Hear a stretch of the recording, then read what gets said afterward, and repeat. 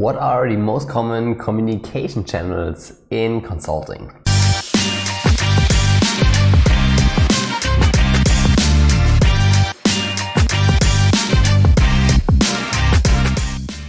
Hi everyone, my name is Johannes and welcome to this channel. Welcome to Mastering Consulting.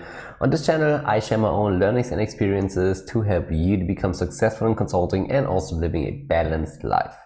And if you're new to this channel, then please make sure to subscribe to it. Please also leave a thumb up. This will help you that you don't miss any new video here. And today we will talk about the most common communication channels in management consulting. You see, communication is obviously a very important part in management consulting because it's not only about the analysis. The analysis, you say, is typically 50% of your job, but the other 50% is the communication, because it doesn't help if you come up with a great solution in consulting for a great business problem, but then you're not able to communicate your solution or sell your solution. So it's very important that you are good in communication and that you are aware of the most important communication channels in consulting and that you also understand how to use them. So today we will talk about the 4 most common communication channels, and I will talk a little bit, what kind of context you use it and what you should be aware of if you use these channels. So let's talk about the first channel. Channel number 1 is probably the most frequently used communication tool. It's obviously email. So in consulting, be prepared to get a tons of emails every single day, because emails are used basically for almost all business communication that you have. So this means if you just want to write short messages to the client or to your team, you usually do it via email. Then it's also very important to send documents. So maybe you want to share an Excel file, maybe you want to share a presentation, maybe you will want to share a PDF or something like that. Obviously this is also what you use email for.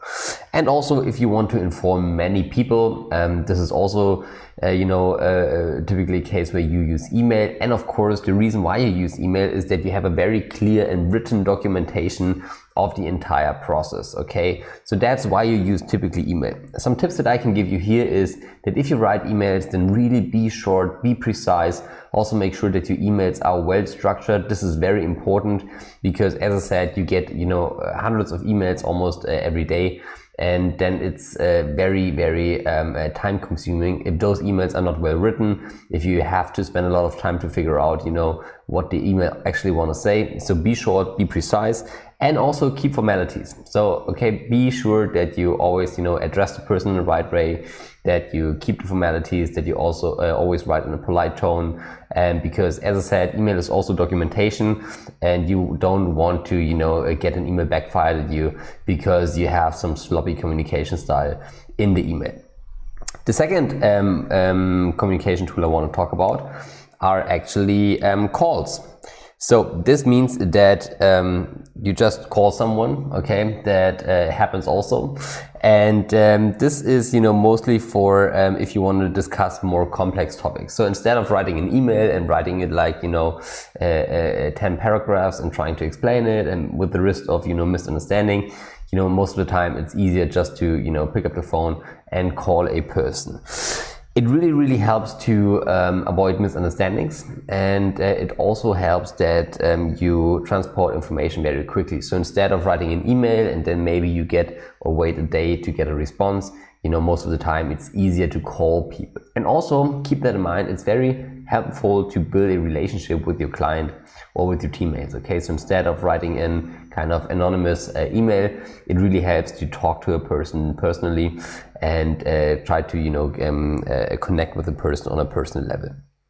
Tips that I can give you for calls: again, be short, be precise, but really important, try to build some rapport if you start the call. So instead of immediately starting with the topic, try to build some rapport. Maybe you ask the person how she's doing, what she's done at the weekend, just do some small talk, and this actually helps to build relations. Of course, you try to keep it short because this person is actually very busy, but build some rapport. This is very important, and then get to the point very quickly and be precise about it. I think it's also very important to kind of prepare your calls so that you know what kind of message you want to transport, because otherwise there is a big danger of, you know, just keeping talking without actually coming to the point.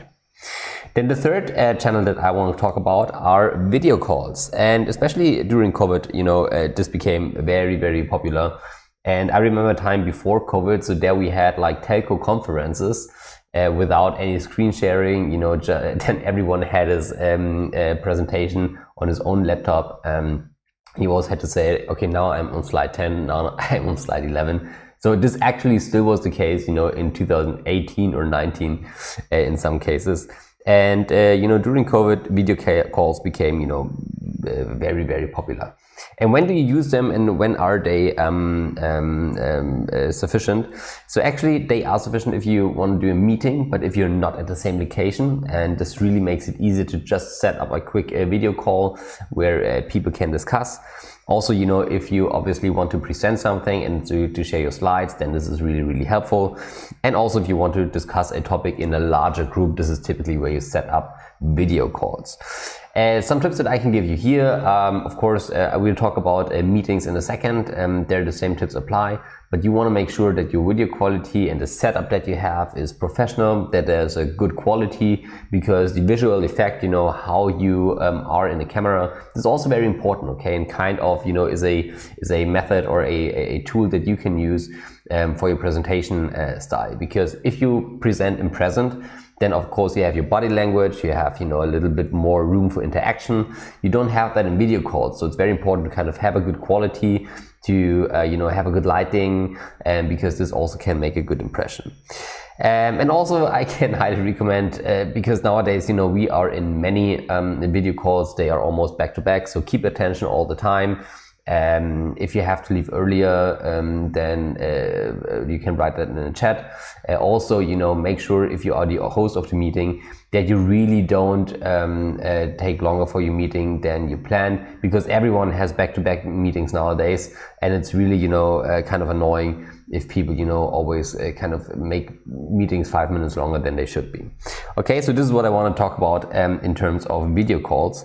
And last but not least, we have the good old meetings, okay? And this is, again, you know, if you want to present something and if you want to discuss something in a group, so very similar to video calls, but typically for meetings where it's important to also, you know, communicate on a personal level face to face.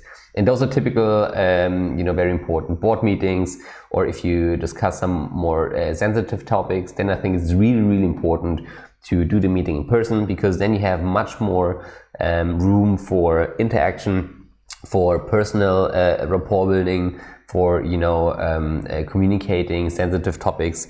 And this is usually where I try to set up personal meetings.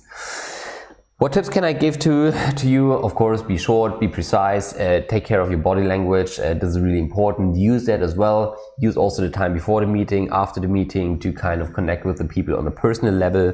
Of course, you should be on time. And if you are in the meeting, especially if you're a junior consultant or associate, be sure to kind of contribute to the meeting, even if you don't have much screen time or don't, you know, talk much. Try to pay attention, try to make the impression that you're really interested in the topic, because, you know, there are so many meetings where you have 10 or 15 people in the room and you're asking yourself, okay, what are 7 of those guys actually doing? Okay, so you don't want to be one of those guys. So keep attention, take notes, you know, be active, try to contribute where possible, and then, you know, you should have a good meeting. Of course, I'm interested what other communication channels you see and what is important for you, what your learnings are, so please write it down in the comments. And with that being said, hope this brought value to you. If you liked it, then please subscribe to the channel and leave a thumb up. And with that being said, have a very successful day. Goodbye, Johannes.